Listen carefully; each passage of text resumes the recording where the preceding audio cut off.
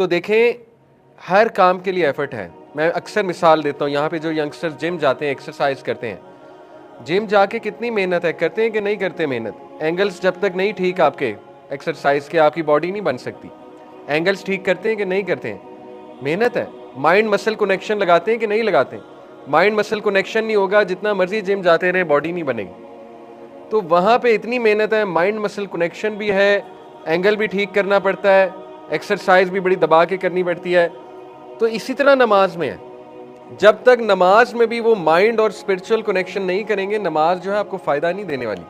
इसी तरह जब तक नमाज में खुशू खुजू नहीं लाएंगे, जब तक नमाज में मेहनत नहीं करेंगे, इमोशंस नहीं लाएंगे नमाज में, तो ज़िंदगी में बहुत सी चीज़ें होती हैं जिनमें मेहनत करनी पड़ती है। नमाज इज़ दी प्राइमरी थिंग जिसमें मेहनत करनी चाहिए, ठीक है।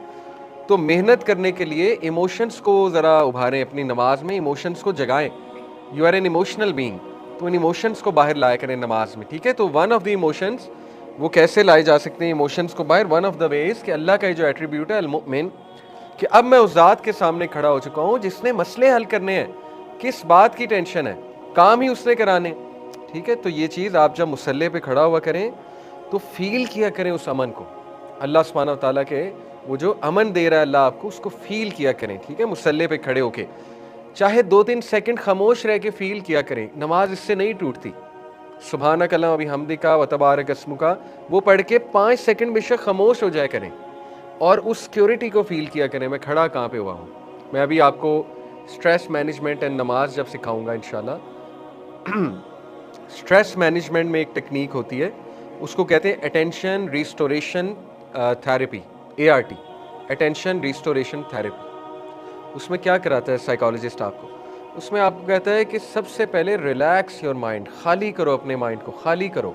इसको कहते हैं माइंडफुलनेस।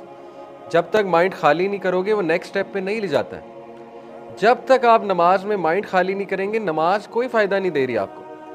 वो एक तोते की तरह, जैसे तोता जो है ना, वो एक हरकत कर रहा होता है, वो उस तरह हो जाएगी, कबूल हो जाएगी, हम ये नहीं कहते कबूल नहीं होगी, लेकिन माइंड खाली करके नमाज आप नहीं पढ़ेंगे। आप देखें, इस पे कोई काउंटर क्वेश्चन कर सकता है, कैसे करें माइंड खाली? वसवसे बहुत आते हैं, ख्यालात बहुत आते हैं, तो इट्स अ गुड थिंग, ख्यालात आने चाहिए। यही तो माइंडफुलनेस की प्रैक्टिस है। ख्यालात नहीं आएंगे तो फिर जिहाद कैसे करेंगे आप नमाज में? जिहाद करेंगे तो माइंडफुलनेस आएगी ना, फोकस बिल्ट होगा, ठीक है। जैसे ये ऐसे है, कोई बंदा कहे कि मैं जिम जाऊं, मशीन ही कोई ना पड़ी हो आगे, मैं जिम जाऊं, हर्डल ही कोई ना हो आगे, मैं एक दरवाजे से एंटर हूं, दूसरे दरवाजे से एग्जिट हो जाऊं, एक्सरसाइज हो जाए, इज दैट इवन पॉसिबल?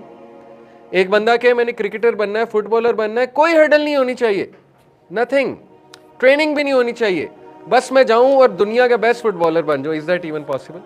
तो भाई नमाज में आएंगे वसवसे, नमाज में ख्यालात आएंगे। What do you expect? आपका बदतरीन दुश्मन, उसके लिए सबसे आपकी जो है ख़तरनाक चीज़ नमाज है। जब उसने आपको देखा मुसल्ले पे खड़े होते, उसने आ जाना है, पहुंच जाना है, उसने पूरी कोशिश करनी है नमाज ख़राब करने की, लेकिन आपकी पूरी कोशिश होगी फोकस रहने की, और अल्लाह की मदद से फोकस आप रह लेंगे। सूरह आले इमरान वर्स 160 में अल्लाह सुब्हानहू व तआला कहते हैं, कौन है जो तुम्हें किसी काम से रोक ले जब अल्लाह तुम्हारी मदद करे? जब अल्लाह आपकी मदद करेगा, नमाज अच्छी हो जाएगी, ठीक है। तो बहरहाल ये एक जिहाद है। बाकी आई अंडरस्टैंड, हम इंसान हैं, हर नमाज उस लेवल की नहीं हो सकती, इट्स क्वाइट नेचुरल। आपकी नमाज कभी बहुत अच्छी होगी, कभी नॉर्मल होगी, कभी दिल भी नहीं करेगा, लेकिन पढ़नी तो पड़ेगी, इंसान है। तो हम ये तो नहीं कहते हर नमाज उस लेवल की हो जाएगी कि बंदा कहे कि मैं तो फरिश्ता बन गया हूँ, ये तो पॉसिबल ही नहीं है, लेकिन मैक्सिमम कोशिश करें कि हर नमाज को वैसा बनाया जाए इंशाल्लाह, ठीक है। तो ये पहली चीज़ है कि जब आप मुसल्ले पे खड़े हों तो इंशाल्लाह अपने माइंड को एम्प्टी करें और फील करें मैं कहाँ पर खड़ा हो गया, पहली बात। दूसरी बात, अपनी नमाज के बारे में अपना माइंड यही डेवलप करें कि नमाज राहत है। अक्सर हमारे जहन में नमाज बर्डन है, तो नहीं, इसके काउंटर में नमाज राहत है। नबी सल्लल्लाहु अलैहि वसल्लम अक्सर जब परेशान होते थे तो उनका पहला अमल नमाज पढ़ना होता था, ठीक है। 2 रकात नमाज पढ़ लिया करते थे हमारे नबी, और सहाबा को भी हुक्म देते थे नमाज कायम करो। इसी तरह नबी सल्लल्लाहु अलैहि वसल्लम देखे हज़रत बिलाल को इकामत से पहले क्या कहते थे? या बिलाल अकीमिस्सला अरिहना बिहा, ए बिलाल इकामत कहो, हमें रिलीफ दो, अरिहना बिला, हमें राहत दो। नबी सल्लल्लाहु अलैहि वसल्लम देखें फरमा रहे हैं कि हमें राहत होगी, बिलाल नमाज पढ़ेंगे हमें राहत होगी, यानी हमारा स्ट्रेस रिलीज होगा। तो नमाज तो बहुत बड़ी राहत है, बहुत बड़ी राहत है, ठीक है। और वो राहत बन जाएगी इंशाल्लाह। जब आप इस पूरी सीरीज से गो थ्रू करेंगे, आपकी नमाज आपके लिए राहत बन जाएगी। फ़िलहाल अगर नहीं रहा तो परेशान नहीं होना, ठीक है। देखें, आप इंसान हैं, you have to stay motivated. अगर आपने नमाज के वर्चूज़ नहीं पढ़े, आपको नमाज की ट्रांसलेशन नहीं आती, नमाज आपके लिए राहत नहीं बन सकती। अपने आप को धोखा ना दें, ठीक है। नमाज आपके लिए फिर वो एक आदत है, इबादत नहीं है। नमाज को राहत बनाने के लिए नमाज का फ़लसफ़ा समझना पड़ेगा, ठीक है। बाकी इंशाल्लाह नमाज के बहुत से फ़वाइद हैं, हम ये डिस्कस करते रहेंगे। इसी तरह ये हदीस भी है, एक सहाबी उन्होंने भी इसी तरह वज़ू करने से पहले अपने घर वालों को कहा कि जाओ वज़ू का पानी लाओ, मुझे राहत होने लगी है। तो उन्होंने कहा कि ये आपने क्या बात की है, कहाँ से सुनी है? तो उन्होंने कहा कि मैंने नबी सल्लल्लाहु अलैहि वसल्लम से सुनी है ये बात, कि नबी सल्लल्लाहु अलैहि वसल्लम भी इसी तरह कहते थे कि मुझे राहत होगी नमाज़ पढ़ के, ठीक है। इसी तरह आप देखिए ये हदीस कितनी खूबसूरत है। अल्लाह के नबी सल्लल्लाहु अलैहि वसल्लम ने फरमाया, अक़रबु मा यकूनुल अब्दु मिन रब्बी व हुवा साजिद, कि एक शख्स, एक इंसान सबसे ज़्यादा करीब अपने रब के सजदे में होता है। तो देखिए कितनी खूबसूरत चीज़ है नमाज के, आप अल्लाह के करीब होंगे और सजदे में आप रब के सबसे ज़्यादा करीब हैं, तो इसीलिए तो इसमें राहत है। इसी तरह ये देखिए अल्लाह के नबी सल्लल्लाहु अलैहि वसल्लम ने फरमाया, लंबी हदीस है, मैं उसका एक पार्ट बता रहा हूँ।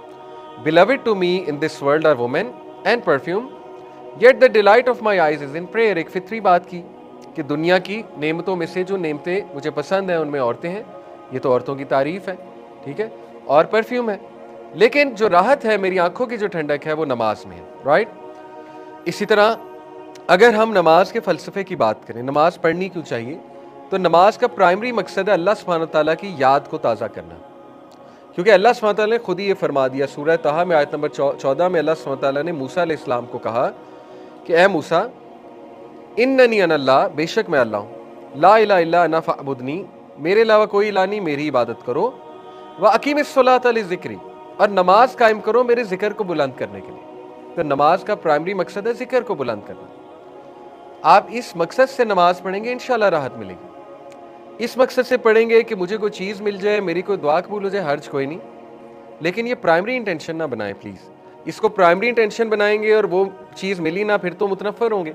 जैसे मैंने आपको बताया, इनके ग्रुप ने, यंगस्टर्स ने बताया बाकायदा कि कई लोग नमाज कुछ पाने के लिए पढ़ते हैं, वो नहीं मिलती तो नमाज से मुतनफ़र हो जाते हैं। तो सवाल ये है कि क्यों आप नमाज इसलिए पढ़ते हैं कि कुछ चाहिए?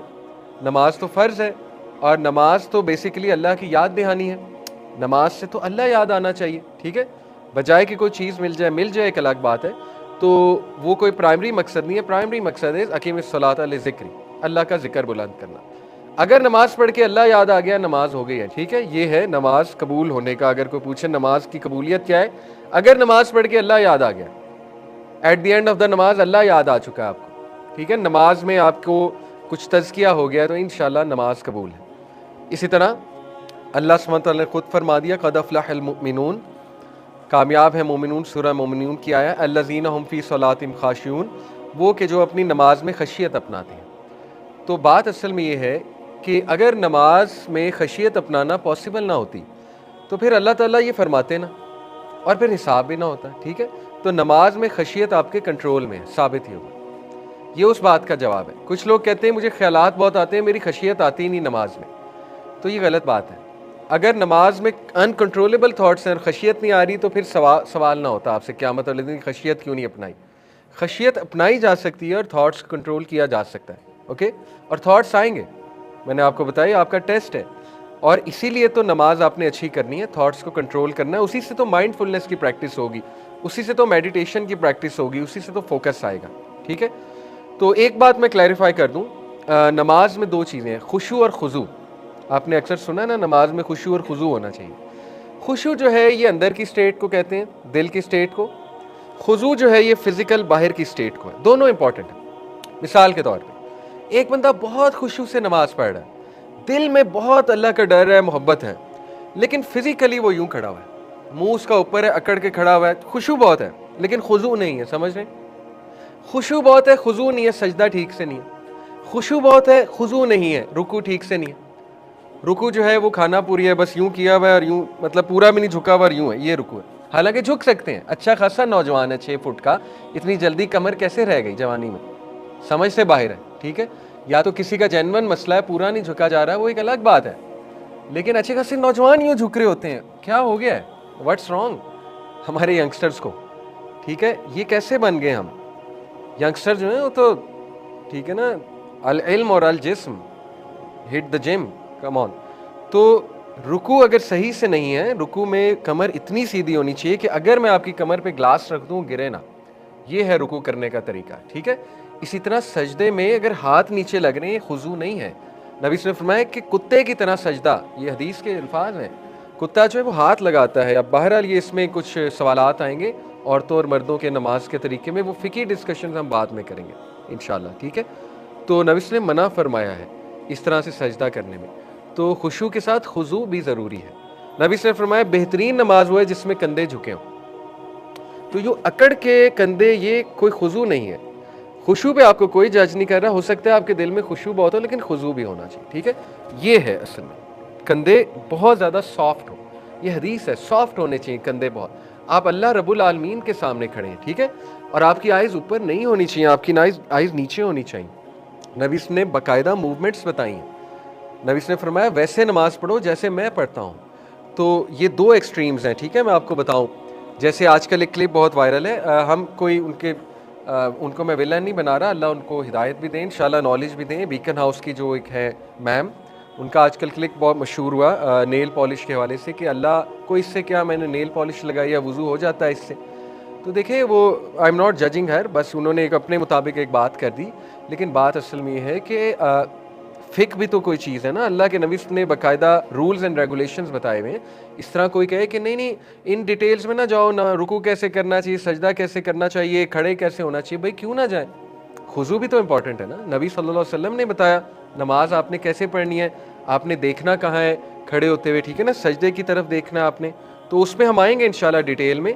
तो खुशू और खुजू दोनों इंपॉर्टेंट है। तो इंशाल्लाह बस 10 मिनट्स हैं हमारे पास। हम आज खुशू पे बात इंशाल्लाह ज़्यादा करेंगे, और उसके हवाले से मैं आपको मोटिवेट करने के लिए फर्स्ट स्टेप इज़ कि मैं आपको फ़जीलत बताऊं नमाज की, ताकि इंशाल्लाह हम मोटिवेटेड रहें नमाज़ पढ़ने में।